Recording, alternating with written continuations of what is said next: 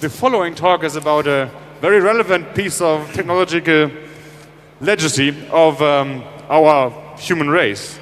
The first piece of computer that landed on our moon, and actually it became a metric. People started to compare other architectures, other computers in volumes of multiples of processing speed of this computer. It's rocket science, but it's even harder. It's computer rocket science. So I'm very happy to have Christian Hessmann, or Hessi, on stage, who is actually a rocket scientist.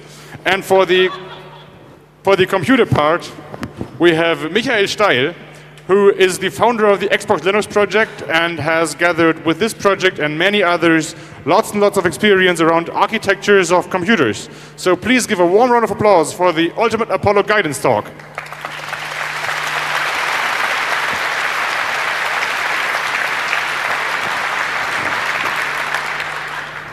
Welcome. Is this on? Can you hear me? Yes. Welcome to the Ultimate Apollo Guidance Computer Talk, aka a comprehensive introduction into computer architecture and operating systems and spaceflight. My name is Michael Steil. And I'm Christian Hessmann. This talk is number 6 in a series by various people. The idea is to explain as much as possible about a classic computer system in 60 minutes. The Apollo Guidance Computer, AGC, is a digital computer that was designed from scratch specifically for use on board the Apollo spacecraft to support the Apollo moon landings between 1969 and 1972. Developed at MIT between 1961 and 1966, a total of 42 AGCs were built at a cost of about $200,000 each. The base clock is about 1 megahertz, all data is 15 bits, and there are 2 kilowords of RAM and 36 kilowords of ROM. It's about the size of a large suitcase, weighs 32 kilograms, and consumes about 55 watts. Its user face is a numeric display and keyboard. Some historical context. In the mid-1960s, you couldn't just take an off-the-shelf computer and put it into a spacecraft. The first mini-computers were the size of a small fridge, too heavy, too power-hungry, and too slow for real-time scientific calculations. Even though the industry had come a long way since the previous decade. Already 10 years later, though, microcomputers with highly integrated circuits started outclassing the AGC hardware in many regards. There are many reasons that make the AGC especially interesting. The architecture is very 60s and feels very alien to us today. The hardware is very innovative for its time. It has some very interesting and unusual peripherals. Its operating system was revolutionary for its time. And the mission software has all the bits to, with the right hardware attached, fly you to the moon. In the Apollo program, the Apollo Guidance Computer was used in 2 unmanned test missions, where it was remote controlled from the ground, in 3 manned test missions, and in the 7 manned landing missions. Astronauts hated the idea of giving up any control to a computer. They wanted to be in charge. And while as a fallback, most of the mission could also be flown manually, the mission planners got their way. To understand the purpose and the responsibilities of the Apollo Guidance Computer, we need to first look at the Apollo mission. The core strategy of the Apollo program was, instead of landing the complete spacecraft on the moon, for which an extremely large rocket would have been required, to only land a much smaller lander, while the larger part, with the fuel for the way back, stays in moon orbit. So the Apollo spacecraft can be separated into the lunar module, the command module, and the service module. The Saturn V rocket launches it and 3 astronauts from Cape Kennedy into Earth orbit.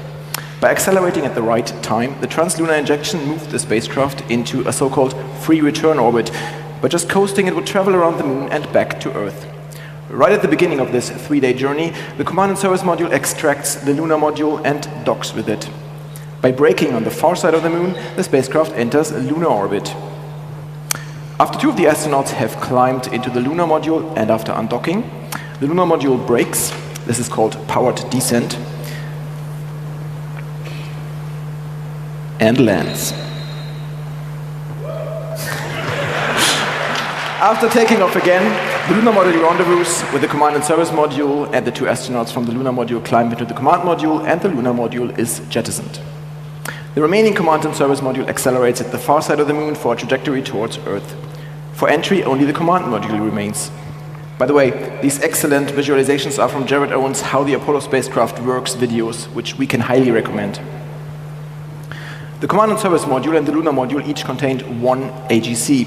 It was the same hardware, but attached to partially different I/O devices and with the software adapted for the specific spacecraft. The astronauts interact with them through the display and keyboard units, which are mounted alongside these hundreds of switches. The computer's responsibilities during the mission are to track the position and speed, the so-called state vector of both spacecraft, stabilize the spacecraft's attitude, calculate and control engine burns, and monitor or control the Saturn V during launch.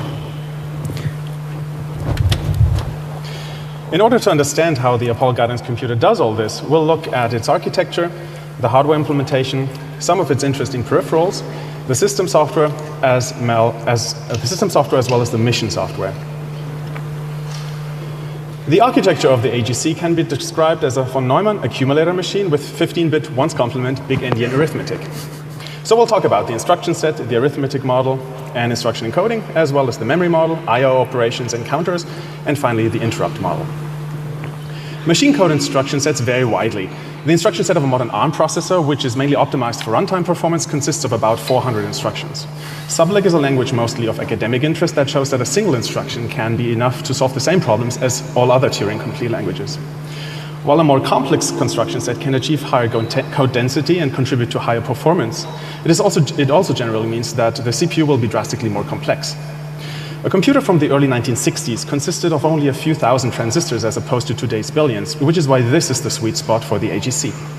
36 instructions provided just about the performance that was required for the mission. These are the 36 instructions. Some load and store instructions, arithmetic and logic, control flow instructions, I/O instructions, and instructions for dealing with interrupts. The memory model is the cornerstone of the instruction set. Memory consists of 4,096 cells, numbered in hexadecimal 000 through FFF. Each cell contains a 15-bit word, numbered between 0 and 7 FFF. Almost all changes in data in memory go through the 15-bit accumulator, also called the A register. A program can copy words between the accumulator and a memory cell, but also add, subtract, multiply, and divide values as they are moved around. The data in memory can have many meanings, depending on how it is interpreted. These values may represent integers, while those three words are meant to be decoded as machine code instructions. Code and data in a single address space make the AGC a so-called von Neumann machine. The CPU's program counter, PC, always holds the address of the instruction to be executed next. The load instruction copies the contents of a given memory cell into the accumulator. The PC goes on to the next instruction. The add instruction adds contents of a given memory cell to the accumulator, and the store instruction copies the value in the accumulator into memory at a given location. The generalized version of these instructions we just saw use K as a placeholder for a memory address as an argument. These are cards, a quick reference of instructions. This is the generic syntax of the instruction, a short description, the exact operations in pseudocode. This one takes memory at address K and adds it to A, the accumulator, the encoding of the instruction in memory, and the number of clock cycles. The original syntax is the name the original designers gave to the instruction. For this talk, I have chosen a more modern syntax here on the right, which makes it much easier to describe the CPU both to people with and without a background in machine programming. Let's have a look at the instruction set in detail. Here's an example of the load instruction. Load A, indirect 200. On the left, you see the set of registers of the AGC. Most operations work with the accumulator, so we will be ignoring the other registers for now. While executing this instruction, the CPU looks up memory at location 200, reads its contents, and copies it into the accumulator. This is the store instruction, load indirect 200, A. Like with all instructions, the first argument is the destination, memory, and the second one, the source, the accumulator. It looks up address 200 in memory and copies the contents of the accumulator to that cell. There's also an exchange instruction which can atomically swap the contents of the accumulator and a memory cell.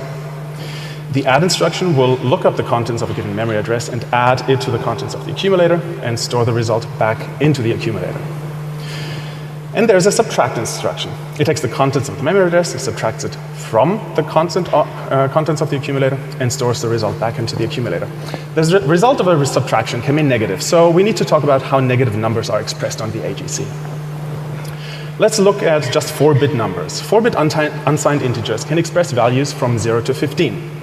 With sign and value encoding, the uppermost bit corresponds to the sign, and the remaining 3 bits represent the absolute value. Consequently, there are separate values for +0 and -0. This encoding is hard to work with since 0 transitions need to be special cased. Once complement encoding has the order of the negative numbers reversed. The zero transitions are simpler now, but there are still two representations of zero. Modern 2's complement encoding only has a single encoding for 0 and is fully backwards compatible with unsigned addition and subtraction. In the 1960s, computers designed for scientific calculations are usually once complement, and so is the AGC. Unsigned 4-bit numbers can express values from 0 to 15. In once complement, the values 0 through 7 match the unsigned values 0 through 7. And the negative side is organized like this. Unlike 2's complement, the two sides are perfectly symmetrical. So negating a number is as easy as complementing it, that is, flipping all the bits. So the two representations of 0 are plus 0 with all 0 bits and minus 0 with all 1 bits. Addition in the positive space is equivalent to the unsigned version. Same in the negative space, when mapping signed negative numbers to their unsigned counterparts. It gets interesting when we have a zero transition. Signed 6 minus 4 is 6 plus minus 4, which is unsigned 6 plus 11, which in modulus 16 is 1. We have a carry. In once complement, a carry needs to be added to the end result, so we get 2, which is correct. The trick to jump over the duplicate 0 on a zero transition by adding the carry is called the end-around carry. An overflow means that the signed result does not fit into the number space. Signed 7 plus 1 would result in signed minus 7, which is incorrect. The same happens when overshooting negative numbers. After applying the end-around carry, the result of signed 7 here is incorrect. The CPU detects this and flags the result. The accumulator has an extra bit to record the information about an overflow. We call it V. So if we have code that reads the value of 7FFF from memory and adds 1, the result is 0 and an overflow is detected. So the accumulator is flagged. The store instruction, in addition to writing A to memory, does extra work if there's an overflow condition. It clears the overflow condition, writes plus 1 or minus 1 into A, depending on whether it's a positive or a negative overflow, and skips the next instruction. This way a program can detect the overflow and use the plus 1 or minus 1 to apply the signed carry to a higher order word. By storing A to memory, we now have a double word result. In once complement, negating a number is as easy as flipping every bit in a word, so there's a dedicated instruction for loading and negating a value. LDC, which stands for load complement, reads a word from memory, negates it by inverting all the bits, and writes it into the accumulator. Incrementing, that is adding 1 to a word, is such a common operation that there's a dedicated instruction that increments a word in memory in place. There is no corresponding decrement instruction. Instead, there are two similar instructions, augment and diminish. The increment instruction adds 1 to the original value. The augment instruction adds 1 to all positive values and subtracts 1 from all negative values. It effectively increments the absolute value, retaining the sign. The diminish instruction decrements positive values and increments negative values. Optimized for scientific calculations, the CPU has dedicated multiplication circuitry. The mul instruction reads a word from memory and multiplies it with the accumulator. When you multiply two signed 15-bit words, you need up to 29 bits. That is 2 words for the result. The complete result will be written into 2 registers, the upper half into A and the lower half into B. B is a separate 15-bit register, which is mostly used together with the accumulator with instructions that deal with 30-bit data. Double word values are expressed with the uppermost bits in A, or if in memory at lower addresses, and the lower bits in B, or at higher addresses, making the AGC a big Endian machine. Assuming the normalized form with matching signs, the effective value is the concatenation of the 2 times 14 bits of the values. Division also works with double words. It takes the combination of the A and B registers as the dividend and a word from memory as the divisor. There are also 2 results, the result and the remainder. The result is written into A and the remainder into B. Some other instructions also allow using A and B as a double word register. Load AB, indirect 200 looks up address 200 in memory and reads the words at this and the next cell into A and B. The load complement variant does the same but inverts all bits during the load. There is no instruction to store A and B in a single step, but there is a double word exchange instruction. And finally, there's an add instruction that works in double words. And to load and store just the B register, there's an exchange instruction for that. For working with tables, there's the indexed addressing mode. Any instruction that takes an address as an argument can use it. This example, load A, indirect 700 plus indirect 80, first looks up address 080, adds it to the base of 700, which results in 702, reads from that address, and writes the result into A. What does this mean? There's a table in memory at 700. In the example, it contains multiples of 3. And an index to that table is stored in memory at 080. which in the example is 2. So we read the entry at index 2 of the table, which is 6. Without a base address, we get the syntax in this example, load a comma double indirect 80. The base is effectively 0 in this case. The CPU will look up the value at 080 in memory, add it to the base of 0, so the value is still the same, and read from that address. In this case, memory at 080 effectively stores what C programmers know as a pointer, and 3A0 is the pointer's destination. The instruction performed in indirect read. By default, instructions are executed sequentially. The program counter, PC, increments as instructions are executed, always pointing to the next instruction. Control flow instructions like jump and conditional jump change that. When the CPU hits a jump instruction, it will load its argument into the program counter, which means that execution will continue at that address. JZ, jump if 0, only jumps if A is 0, otherwise it continues with the next instruction. Similarly, JLEZ only jumps if A is negative or 0. CCS, count, compare, and skip, is a fun one. It's a 4-way fork for execution. Depending on whether the value in memory is positive, negative, plus 0, minus 0, it will jump to one of the next 4 instructions. If you know the value is positive or 0, you can ignore the other 2 cases and just fill the first 2 slots. And if it's supposed to be only negative, you have to skip the first 2 slots. They should never be reached, but it's good practice for them to fill them with error handlers. Since CCS also puts the absolute diminished value of the memory location into A, so it decrements A, a special case of CCSA can be used for loops that count down A. The call instruction is meant for calling subroutines, aka functions. It's like a jump instruction, but it saves its origin, so the callee can return to it later. For the call instruction, the program counter is incremented first and then copied into the link register, LR. Finally, the argument of the call instruction is copied into the program counter so that execution continues there. The link register now contains the return address. At the end of the subroutine, the read instruction effectively copies the contents of the link register into the program counter, so execution resumes just after the call instruction. If the subroutine wants to call its own subroutine, the program has to save the link register before and restore it afterwards. There's an exchange instruction specifically for this. For additional levels, a stack can be constructed manually using the indexing syntax. So far, we've seen the following registers. The A register is used for memory accesses and all arithmetic. It is combined with the B register for double width arithmetic. The program counter keeps track of what to execute, and the link register remembers the return address when calling a subroutine. We haven't seen the 0 register yet. It always contains 0, so when we read from it, we get 0, and when we write to it, the value gets discarded. There are 3 more registers that we'll talk about later. The 8 registers are numbered. That is, they are assigned memory addresses. This means that the first 8 words in memory are actually occupied by the registers. They can be accessed using the addresses in all instructions that take a memory address. This allows for much greater flexibility in the instruction set. We can load A with the contents of the B register by reading the contents of memory at location 1 into A. The constant of 0 can be loaded into A by just reading from memory at 7, which is the 0 register. A can be incremented by incrementing memory at A at 0, and B can be used as a pointer by reading from double indirect 1. Let's look at memory more closely. Memory is 4,096 words and goes from 000 to FFF. The registers are located at the very bottom of memory. Including them, there are 1,024 words of RAM, random access memory, and 3 kilowords of ROM read-only memory. The AGC was originally architected to only have this little RAM and ROM, but there's actually more. Let's look at the RAM area. The uppermost quarter is banked. The area is a window through which one of 8 different banks can be accessed, each 250 words in size. The erasable bank register, EB, points to one of these banks. If EB is 0, bank 0 is visible in the banked area. If EB is 5, bank 5 is visible.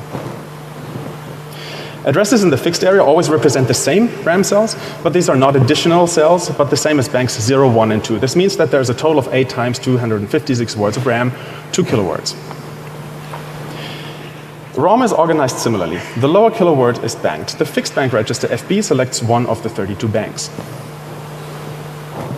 Support for more than 32 kilowords of ROM was added at the last minute. The super bank bit can switch the uppermost 8 banks to a second set, so that a total of 40 kilowords are supported by the architecture. The fixed ROM area will always show the same contents as 2 of the ROM banks. The designers chose banks 2 and 3 to simplify address encoding. In practice, fixed ROM contains core operating system code and fixed RAM core operating system data that have to be available at all times. The remaining functionality is distributed across the different ROM and RAM banks. Switching the RAM bank can be done by writing to the EB register. This is not a separate instruction, but can be expressed by writing A to memory location 3. If A is 5, writing A into EB will make RAM bank 5 visible at 300. The same store instruction could be used to write to the FB register at memory location 4 to switch the ROM bank, but that wouldn't work for a common case. If code in one bank wants to call code in another bank, by first switching the ROM bank, load FB, and then doing the function call, writing the bank number into FB will switch out the bank the code is currently running on, so it won't be able to execute the call instruction. Instead, it will continue running some completely unrelated code that happens to be at the same address on the other bank. To call code on a different bank, FB and PC registers need to be changed atomically. CallF is only a synonym for the existing double word exchange instruction. Code first has to load the bank and the program counter into A and B, which then CallF can atomically move into FB and PC. The same exchange instruction can be used for a far return. It moves the original values back into FB and PC. The two bank registers only hold 5 and 3 bits respectively. The other bits are 0. And there's a third bank register, BB, both banks, which mirrors the information from both other bank registers. The call for both banks synonym is a double word exchange instruction that updates the program counter and both banks. Subroutines usually have their private variables on particular RAM banks. Call for both banks passes control to a function on a different ROM bank and also directly switches RAM banks so that the callee can immediately access its variables. Return for both banks returns to the caller, restoring its RAM bank configuration. The unusual ordering of the bank registers was chosen to allow for a double word exchange of FB and PC, as well as for a double word exchange of PC and BB. Now we've seen all 8 registers. There's 8 more special locations in memory above the register, the shadow area, which we'll talk about later. And above those, there are 4 so-called editing registers, which make up for the missing shift and rotate instructions. When writing a 15-bit value into the ROR editing register, it will be moved to the right by 1 bit, and the lowest bit will be cycled to the top. The result can then be read back. ROL rotates left, SHR shifts to the right, duplicating the top bit, and SHR7 shifts to the right by 7 bits, filling the top with 0. This is needed for the interpreter system software component that we'll learn about later. We have seen that the CPU is connected to RAM and ROM, the memory bus. But computers also talk to peripheral devices. That is the I/O bus. We've already seen the address space for memory. There is a second address space to talk to devices. There are 512 I/O channels numbered 000 through FFF. Each channel is 15 bits, and the in and out instructions can read words from and write words to I/O channels. For many devices, a channel contains 15 individual control bits. A control bit can, for example, toggle a lamp on a display. The out/or instruction sets individual bits, and out and clears individual bits. So I/O instructions can work on the whole word or do Boolean operations on them, and, or, and XOR. To make Boolean operations also usable between registers, channels 1 and 2 are actually aliases of the B and LR registers, which allows for these instructions. For AND, there's also a dedicated instruction that works on A and memory. After the registers, the shadow area, and the editing registers, there's another special area, the counters. Like I/O channels, they connect to external devices, but they don't send bits or whole words back and forth. Instead, they are controlled by hardware pulses or cars hardware pulses.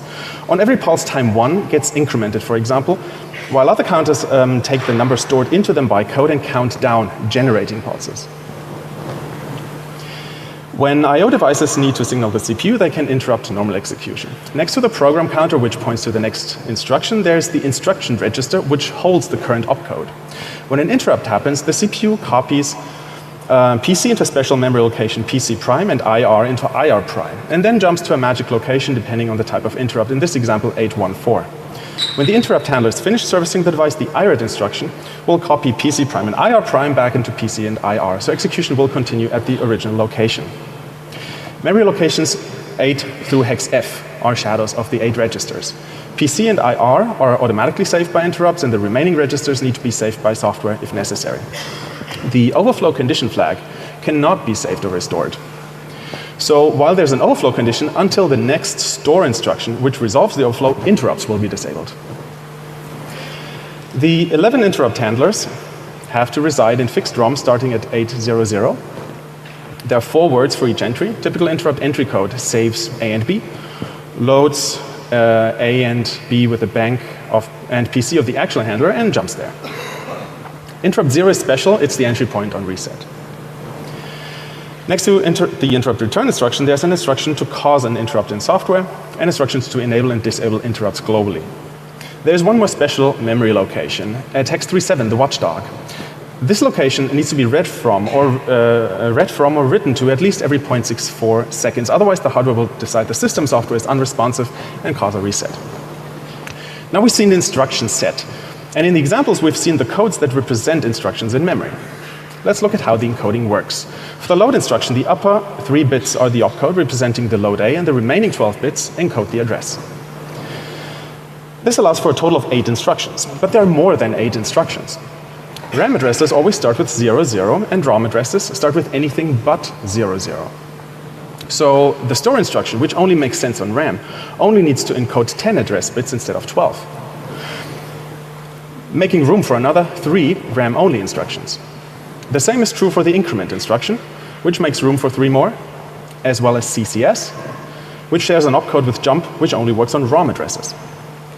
Since jumps to the bank register don't make much sense, these codes are used to encode STI, CLI, and extend. Extend is a prefix. It changes the meaning of the opcode of the next instruction, allowing for a second set of 2-word instructions. There's one more special call instruction, call to, which is call LR, which is the return instruction.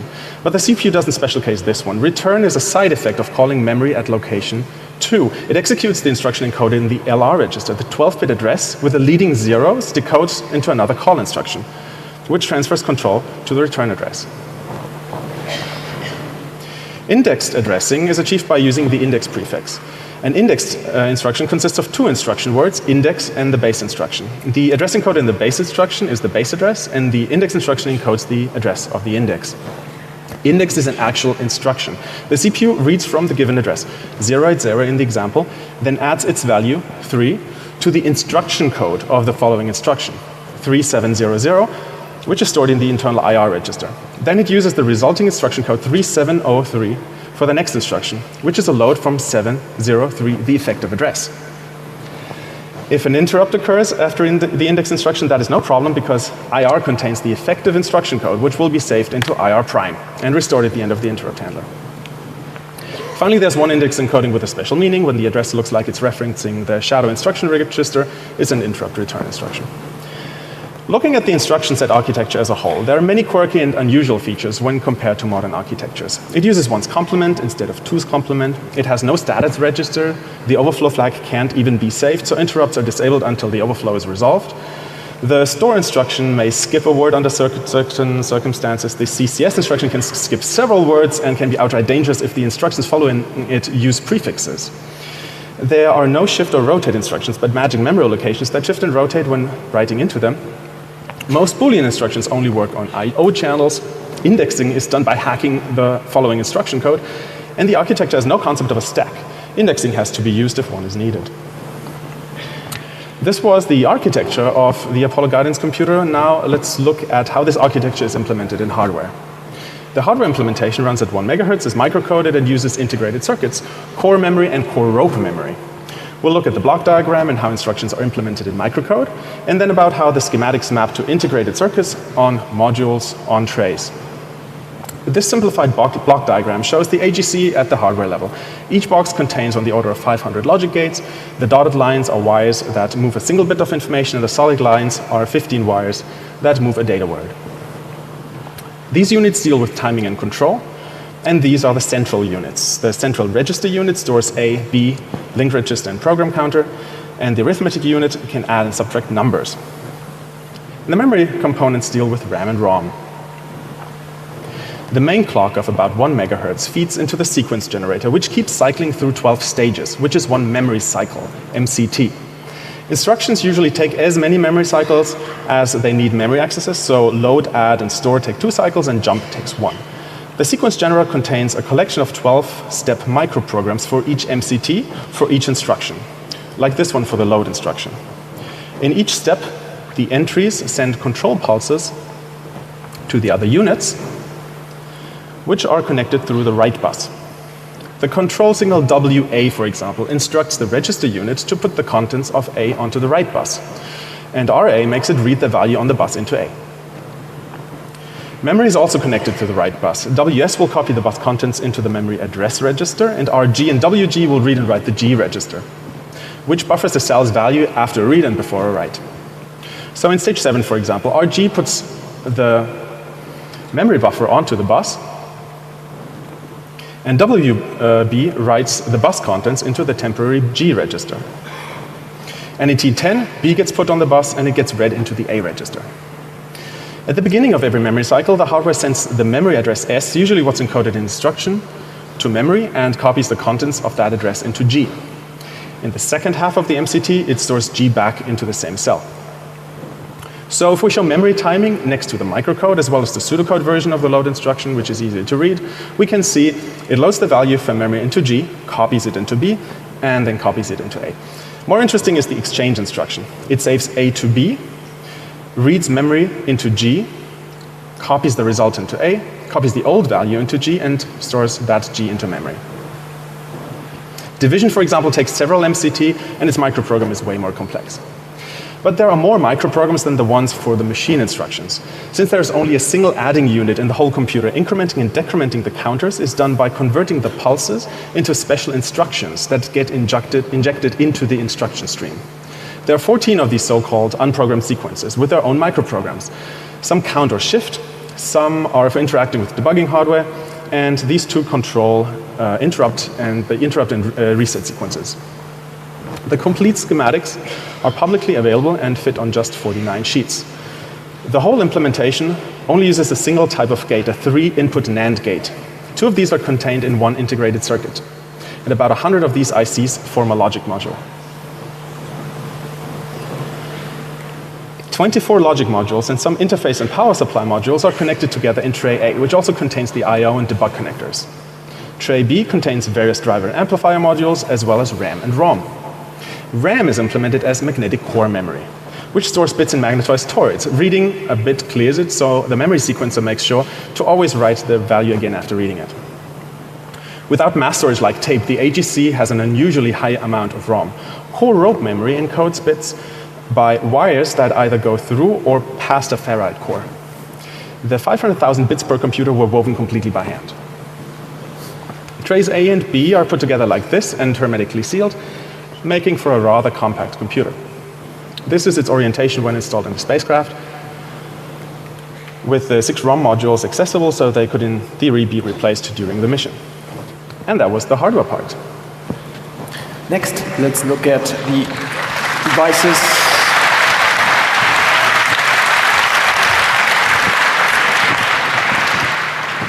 Let's look at the devices connected to the computer. We will look at the core devices that allow the Apollo guidance computer to maintain the state vector, some quite special devices you don't see on many other computers, and the peripherals used for communication with astronauts and mission control. The gyroscope is the core peripheral that the Apollo guidance computer was originally built around. The Apollo guidance computer rotates it into a certain base position with the CDU command counters, and then the gyro detects rotation around the 3 axes of the spacecraft that can be read from the CDU counters. Using the gyroscope, the spacecraft always knows its attitude, that is, its orientation in space. The accelerometer measures acceleration forces on the 3 axes. The three values can be read from the Piper counters. The optics on the command module are used to measure the relative position to the celestial bodies. The computer uses the opt command counters to move the optics to point towards the general direction of a star, and will read in the astronaut's fine-tuning through the opt counters.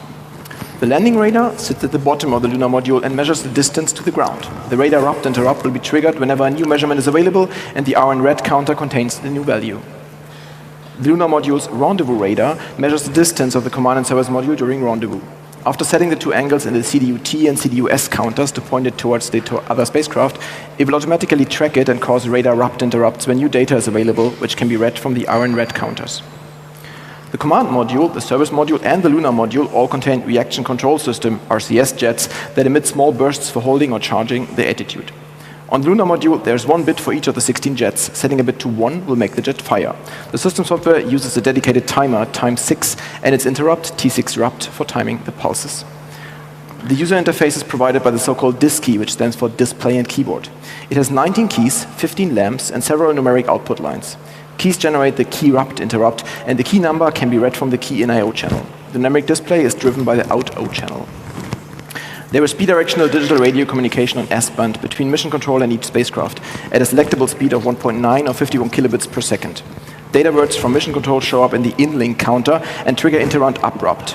Data words to be sent are stored in the I/O channel DNTM1, and the download interrupt will signal the program when it can load the register with the next word. These were some of the interesting peripherals. The HEC system software makes it a priority-based cooperative, but also preemptive, real-time, interactive, fault-tolerant computer with virtual machine support. The topics we'll talk about are multitasking, the interpreter, device drivers, and the waitlist, as well as the user interface and mechanisms for fault recovery. The HEC has many things to do. It does mathematical calculations that can take several seconds, and it does I/O with its devices. It services interrupts when a device wants the computer's attention, for example, a key press. It does regular servicing of devices, like updating the display. And it supports real-time control, like flashing a lamp or firing boosters at exactly the right time. There's only a single CPU, so it must switch between the different tasks. Batch processing, multitasking computers work on long-running jobs one after the other. But if some jobs have higher priorities, it makes more sense to run a job for only, say, 20 milliseconds, then check the job queues and keep running the highest priority job in the queue until it terminates and is removed from the queue. Then keep picking the highest priority job. Jobs have to manually check at least every 20 milliseconds whether there's a higher priority job in the queue by doing a so-called yield, which makes the HEC a priority scheduled cooperative multitasking computer.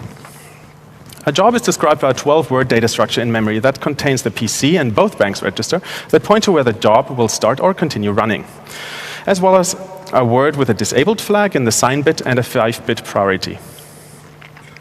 The core set consists of 7 job entries. -0 in the priority word means that the entry is empty. Job 0 is always the currently running one. When a new job gets created with a higher priority, the yield operation will exchange the 12 words so that new job is job 0. Negating the priority will put a job to sleep, so yield won't switch to it again. Negating it again will wake it up. The first 8 words in the job entry can be used for local storage for the job. Since it's always job 0 that is running, these words are always conveniently located at the same addresses in memory. The executive has a set of subroutines that control the job data structures. You can create a new job pointed to by a pair of PC and BB registers of a given priority, change the priority of the current job, put the current job to sleep, wake up a given job, and terminate the current job. Yield is not an executive function, but a 2-instruction sequence that checks the new job variable, in which the executive always holds the ID of the highest priority job. If job 0 is the highest priority job, there's nothing to do. If there is a higher priority job, it calls the change job subroutine, which switches to that job. New job isn't just a variable in memory, but also the watchdog word. If it isn't accessed regularly, that is cooperative multitasking stuck, the hardware will automatically reset itself. A lot of the code on the HEC does scientific calculations. Calculating, for example, just the sum of 2 products of a scalar and a vector would require hundreds of instructions in HEC machine code. There's library code that provides all kinds of operations on single, double, or triple precision fixed point values, vectors, and matrices. It also provides a software multi-purpose accumulator, MPAC, which can hold a double, triple, or a vector depending on the mode flag. In C-like pseudocode, we would load the vector into the MPAC, multiply it with a scalar, save it, do the other multiplication, and add the result to the saved value. Formulas like this one need to store intermediate results, so a 38-word stack is provided. If a job uses math code, the MPAC, the mode field, and the stack pointer will be stored in the remaining fields of the core set entry. The stack will be part of a data structure called VAC, which will be pointed to by the core set entry. A job can be created with or without a VAC, depending on which subroutine it is created with. The machine code version of the example code would still be very verbose, with many function calls passing pointers. The designers of the HEC software decided to create a new and compact language that will be interpreted at runtime, a virtual machine. The interpretive language is Turing complete, and in addition to the MPAC, has 2 index registers, 2 step registers, and its own link register. The encoding manages to fit 2 7-bit opcodes in one word, which allows for 128 opcodes and explains why there's a shift right by 7 function in the CPU. The 2 operands are stored in the following 2 words, allowing 14-bit addresses. 14-bit addresses means interpretive code doesn't have to work with this complicated memory layout anymore. It allows addressing about half of the ROM at the same time. At the lowest kiloword of each half, RAM is visible. So interpretive code can pick between one of these two memory layouts. This is the complete instruction set. Regular machine code and interpretive code can be mixed and matched inside a job. The exit instruction will continue executing regular machine code at the next address, and call intpret will similarly switch to interpreter mode. In addition to long-running math tasks, the system software also supports device drivers. When a device needs the computer's attention, for example, in case of a DSKY key press, it causes an interrupt. The current job will be interrupted, and the interrupt handler will read the device state and return as quickly as possible. If there's more to do, it can schedule a job for later. Some devices need to be serviced regularly. A 120 microsecond timer causes interrupts that read data and read data from and write data to certain devices. The numeric display of the DSKY, for example, only allows updating a few digits at a time, so its driver is triggered by the 120 microsecond timer. The timer interrupt cycles through 8 phases, which distributes the device drivers across time to minimize the duration of one interrupt handler. Some devices need to be driven at exact times. If, for example, a job decides that it needs to flash a lamp twice, it would turn it on immediately and schedule 3 waitlist tasks in the future at specific times. The first one will turn the lamp off, the second one will turn it on again, and the third one will turn it off again. The sorted time deltas of the waitlist tasks are stored in the data structure LST1, with the first entry always currently counting down in a timer register, and LST2 contains a pair of PC and BB for each task. There are subroutines to create a new task and end the current task. The timer that controls the waitlist has a granularity of 10 milliseconds. Other timers can fire at the same rate, but are offset, and the work triggered by them is designed to be short enough to never overlap with the next potential timer-triggered work. This is complicated by device interrupts, which can come in at any time. The duration of an interrupt handler causes latency, and the maximum duration will reduce the allowed time for the timer handlers. The core system software makes no guarantees about the timing. It's all up to components. It's up to all the components to cooperate so the real-time goal can be met. The pinball program is the shell of the AGC. Key press interrupts schedule a job that collects the digits for the command and updates an in-memory representation of what should be on the display. The 120 millisecond timer triggers the display update code. When the command is complete, pinball schedules a new job. Mission Control has a remote shell in form of a DSKY connected through the S-band radio. System software that supports human life has to be able to communicate malfunctions and be able to recover from them. The alarm subroutine takes the following word from the instruction stream, displays it, and illuminates the prog light. This should be interpreted as a warning or an error message. The AGC software is full of validity and plausibility checks that help to find bugs during development and help better understanding potential issues during the mission. Some kinds of failures triggered by various hardware watchdogs or by code make it impossible for normal operations to continue. In addition to showing the error code, they also cause a hardware reset. But the system software offers recovery services. A job can have recovery code for its different phases. During execution, it sets the respective phase, and if an abort happens in any job or task, the currently set up recovery routine gets executed, which could, for example, clean up and try the work again, or skip to a different phase, or cancel the job altogether. The phase change call sets the current phase for a job in the recovery table. For example, phase 5 for job 4. Each phase is associated with a descriptor of a task or a job with or without a VAC. So during normal execution, with several jobs and tasks scheduled, if an abort happens, the core set and waitlist are cleared. The contents of the recovery table are activated, scheduling tasks and jobs for all jobs that set up recovery code. Some types of failure, though, like corrupted memory, are not recoverable. They cause a fresh start, meaning a full initialization of the system without running any recovery code. And that was the AGC system software. As we now have a good overview on architecture, hardware, peripherals, and system software of the Apollo Guidance Computer, it's time we brief you on its practical use on a mission to the moon. We will look at the user interface, the launch sequence, and once in orbit, the attitude in orbit determination. Further, we will understand how the digital autopilot works and how powered flight is being performed. As soon as we've reached the moon, we look at the lunar landing and the lunar rendezvous after liftoff, and finally, re-entry into Earth's atmosphere. Last but not least, contingencies, or as we like to call them, fun issues. Let's start with the user interface. It is like any command line interface, but since there are only numbers and no letters, keywords have to be encoded. On a normal system, you might say display memory, enter. Display is the verb, memory is the noun. On the Apollo Guidance Computer, you say verb 01, which means display, noun 02, memory, enter. The subroutine now asks for an argument. On a normal system, it might display a prompt. You enter the number, press enter. On the Apollo Guidance Computer, flashing verb and noun indicate that it is waiting for input. So you type 25, enter, an octal address, and the Apollo Guidance Computer displays the result, the memory contents at the address octal 25. The Apollo Guidance Computer uses the same concept of verb and noun when it proactively asks for input. Verb 6, noun 11, asks for the CSI ignition time. CSI meaning co-elliptic sequence initiation. We'll come to that later. A special case is when the Apollo Guidance Computer asks a yes or no question. Verb 99 has the astronaut confirm engine ignition with a proceed key. The astronauts have a complete reference of all verbs and nouns on paper, as well as cue cards with the most important information. Let's now go through each of the phases of the mission, starting with the liftoff. So, we are on our way. The Apollo Guidance Computer is in passive monitoring mode. With the cutting of the umbilical cables, which you see right about now, it has started the mission clock. In case this trigger fails, one disk key is always prepared with verb 75 and just waiting for enter to manually start the mission timer. We can display the mission elapsed time at any time with verb 16, noun 65. During the flight of the Saturn V, the Apollo Guidance Computer is only performing passive monitoring of the flight. Control of the Saturn V is with its own launch vehicle digital computer and the instrument unit ring. The disk key automatically shows verb 16, noun 62, which is velocity in feet per second, altitude change rate in feet per second, and altitude above pad in nautical miles.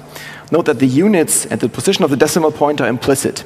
And yes, the whole system was working in metric internally, but for the benefit of the American astronauts, the display procedures converted everything into imperial units.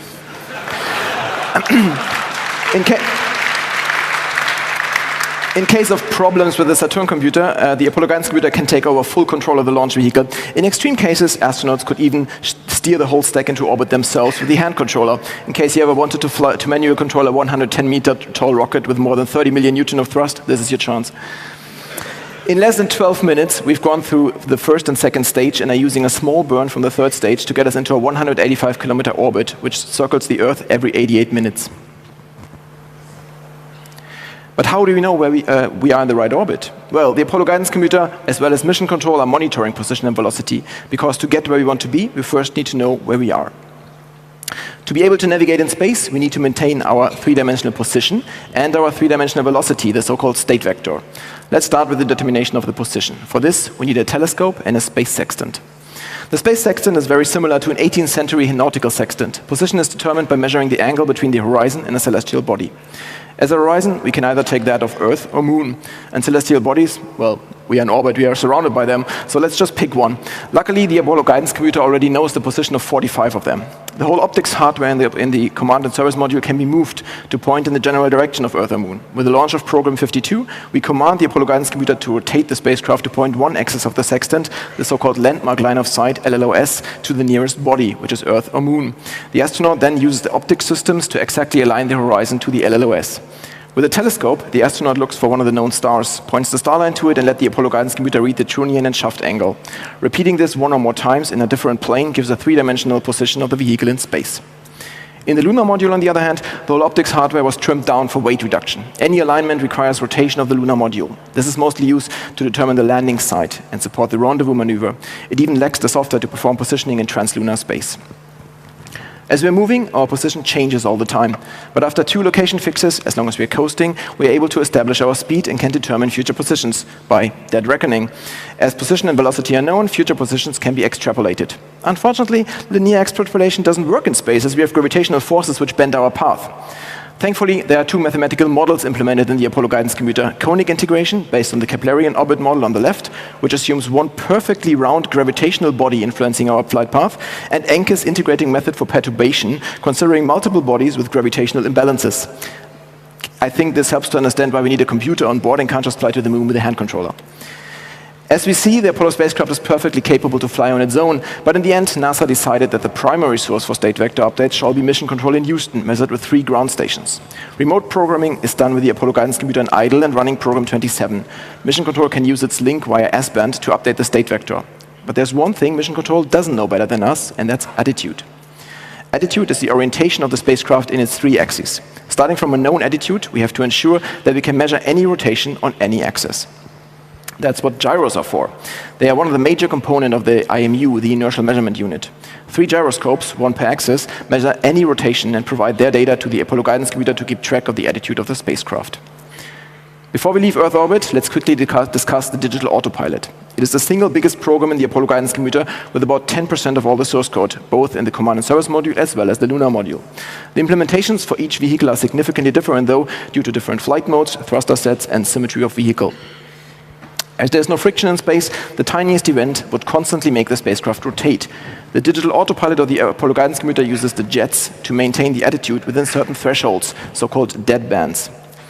The autopilot is also used in case the astronauts ever need to use their hand controllers for thrusters. Basically, both the command and service module and the lunar module have fly-by-wire control.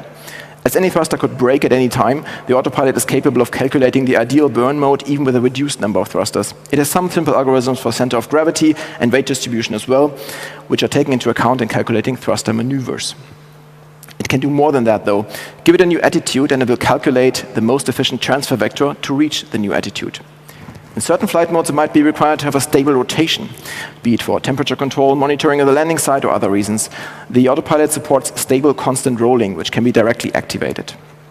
The autopilot does not only control attitude, it also supports the crew in performing powered flight maneuvers. It calculates a potential solution, which obviously can be overwritten by ground as usual. But still, after confirmation, the autopilot automatically fires the engines and keeps a timer for the correct length of time.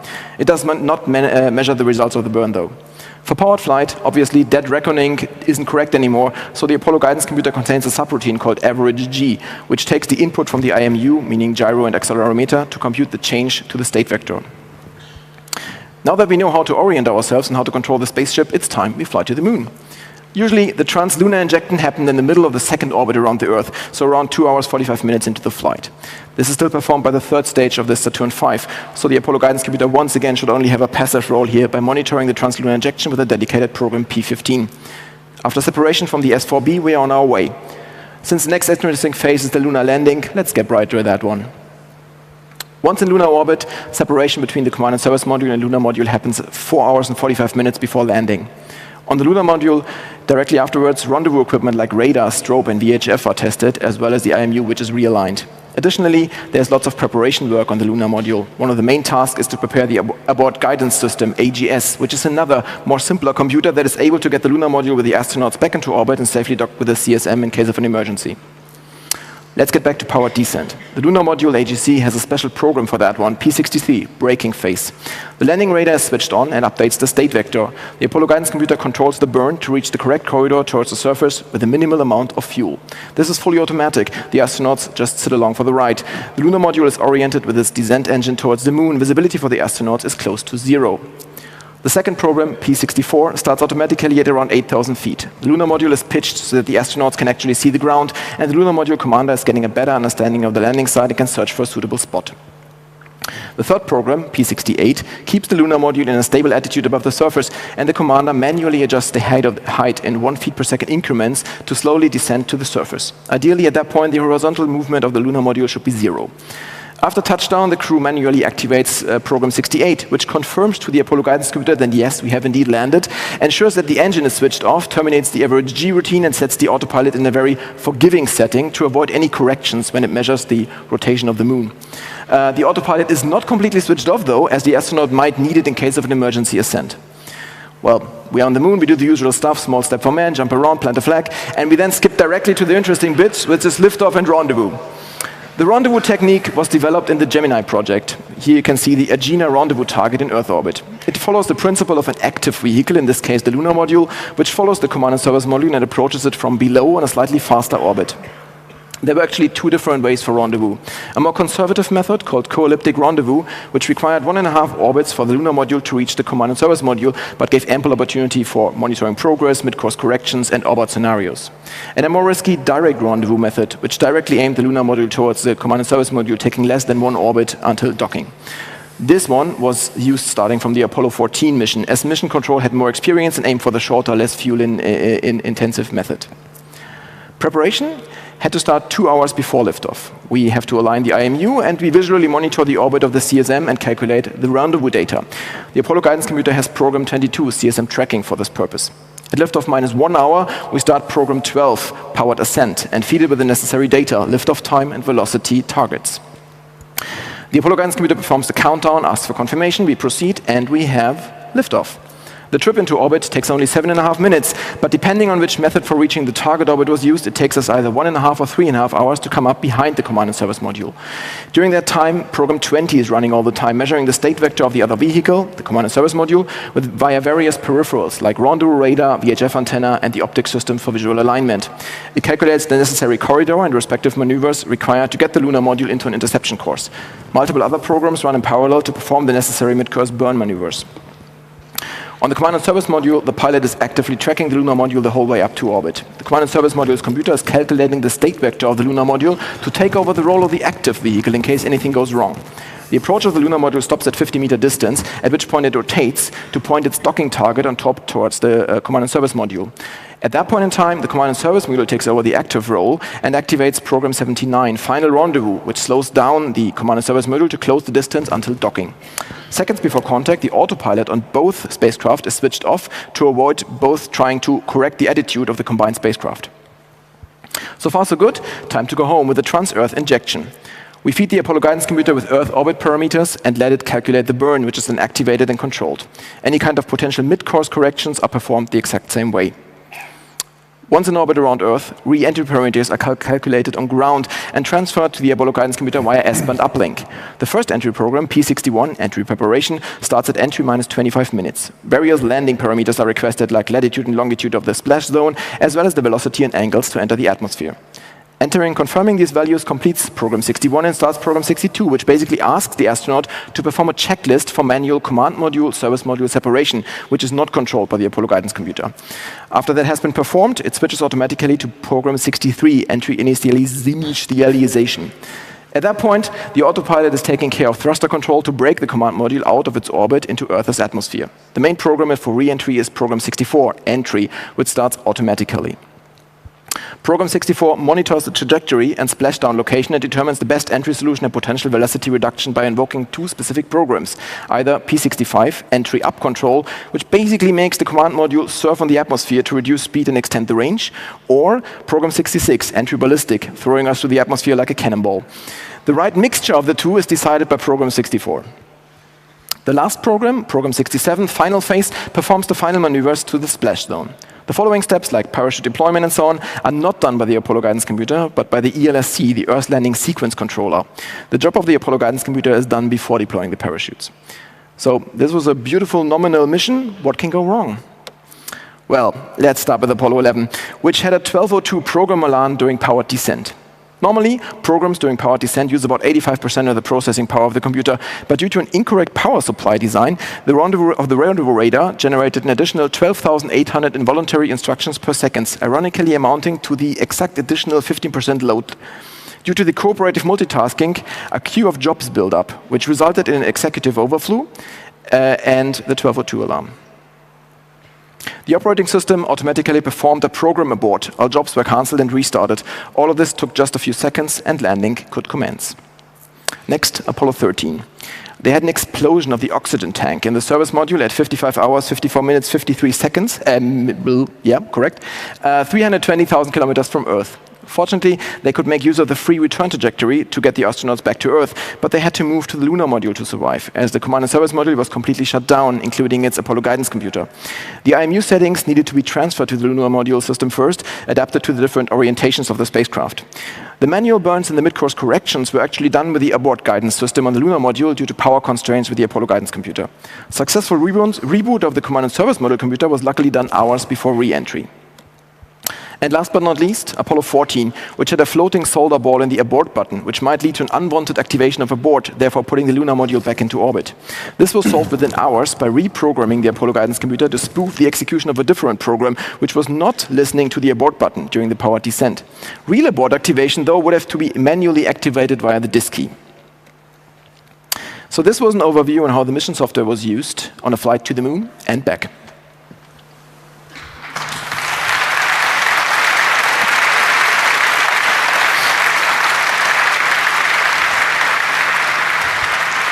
Now you probably want to run your own code on a real Apollo guidance computer, so you need to know where to find one.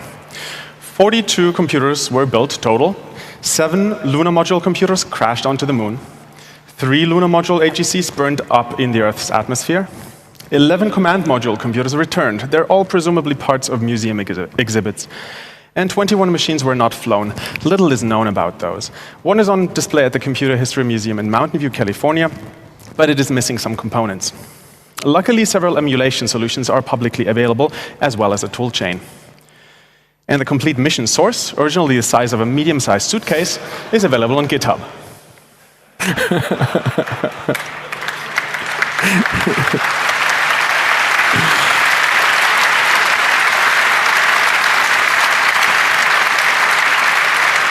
It takes a village to create a presentation. We would like to thank everyone who helped and supported us. This includes the indirect contributors who wrote the books, the original documentation, the websites, and the software. Thank you very much for your attention. Thank you.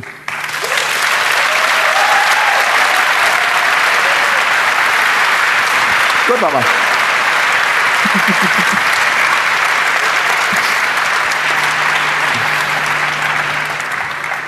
Wow, that was a densely packed talk. Thanks, Michael, and thanks, Christian, for this amazing information overload. Please give a warm hand of applause because we can't have a Q&A, unfortunately.